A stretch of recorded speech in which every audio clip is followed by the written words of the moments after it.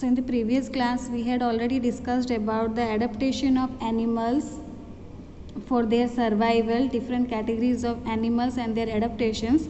So now we will discuss about the adaptation for food, because different animals eat different kinds of food, so they have different adaptations for their feeding habits.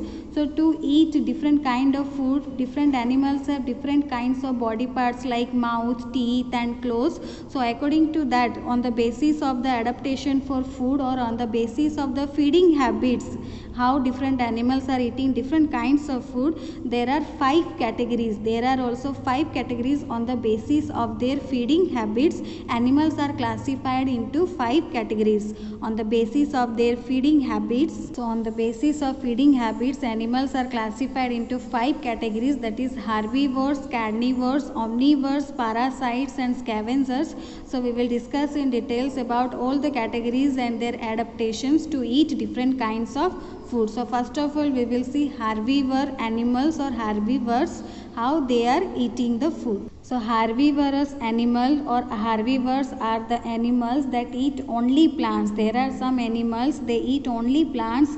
Those type of animals are called herbivores or herbivorous animal, and they have adapted themselves to eat the plant products or the plants. So their adaptations are, they have strong front teeth.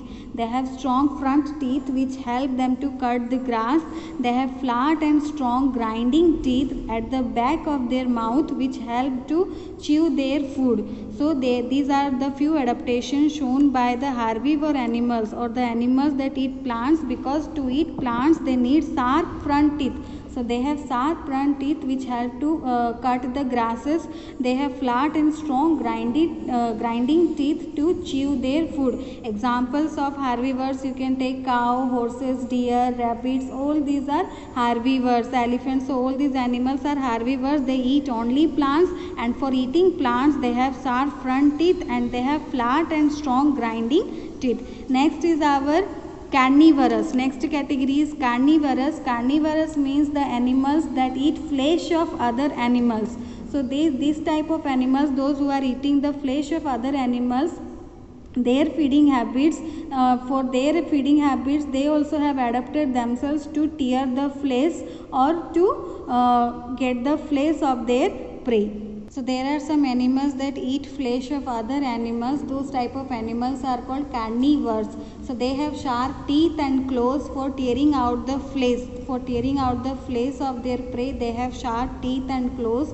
Most of the birds like eagles and hawks, they are also carnivorous. They also eat flesh. So they use their sharp claws. They use their sharp claws to catch and hold on their prey, and they have hooked beak to tear the flesh.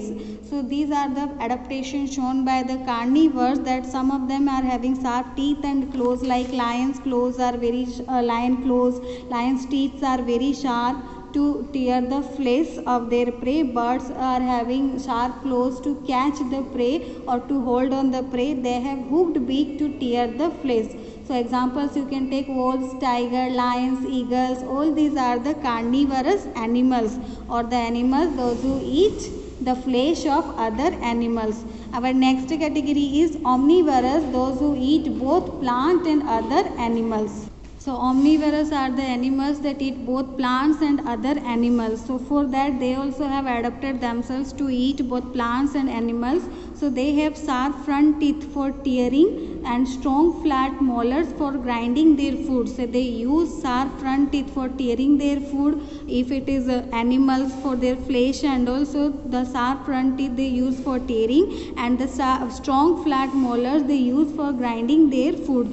So examples you can take, humans are also omnivores because we eat both plant product also and both animals product and fish and meat also. So humans are also omnivores, and other examples you can take as dogs, bears, sparrow, crows.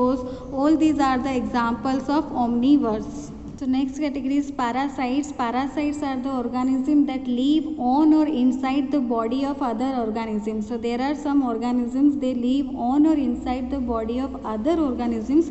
They are called parasites. So the organism on which the parasite lives or the organism from which the parasites get their food, these are called host. These are called host. So once again I am telling what is host. The organism on which the parasite live, or the organism from which the parasite get their food, these organisms are called host. And these are the organisms, they are taking the food from the host, they are called parasites. Leeches and bed bugs, leeches and bed bugs, these are the parasites. They depend on other body of the organism for their food, and those organisms are called host. Other examples you can take of parasites, that is fleas, lice, ticks, all these are the other examples of parasites. These bed bugs, leeches, these are all the examples of parasites. Tapeworm is a parasite. Tapeworm that lives inside the body of the host, such as human beings, dogs and pigs. So tapeworm is a parasite which can live inside the body of human beings, dogs and pigs. And parasite, when they are getting food or deriving food from the host body, or getting the food from the host body, they are causing harm to the host body. Sometimes they are even causing death to the host body. Sometimes they are deriving the food in such an extent that the host body is getting damaged or the host is dead. So the parasites are very dangerous organisms because they live on or inside the body of other organisms, and they take out all the nutrients from the host body, that means from which they depend on to get their food. So from the host body, sometimes they take out all the nutrients and cause harm to the host. So these are parasites. Next category and last category is our scavengers. Scavengers are the animals that eat dead animals. There are some animals or organisms that eat only dead animals, so they are called scavengers. So scavengers are the animals, those who eat dead animals. For example, you can take vultures, hawk, hyena, these are the scavengers. So vultures, hawks, hyenas, they all are scavengers. They eat only the dead animals. Most of the scavengers have extraordinary sense of smell and an excellent eyesight, so that because of the smell they can smell the dead body and they can eat them. So hyenas, they have strong jaws to crush the bones. So scavengers are the animals. Scavengers, these are the animals, those who eat only the dead animals. So these are also means very helpful for the environment, because they helps to clean the environment. After eating the dead animals, they clean the environment, or they release some vital nutrients to the soil from the body of the animals, dead body of the animals. So in a way they are helpful for the environment, and they have some extraordinary sense of smell and excellent eyesight, and their jaws are very strong to crush the bones. So there are 5 categories on the basis of feeding habits, that is herbivores, carnivores, omnivores, parasites and scavengers. Herbivores eat only plants, carnivores eat both plants and animals,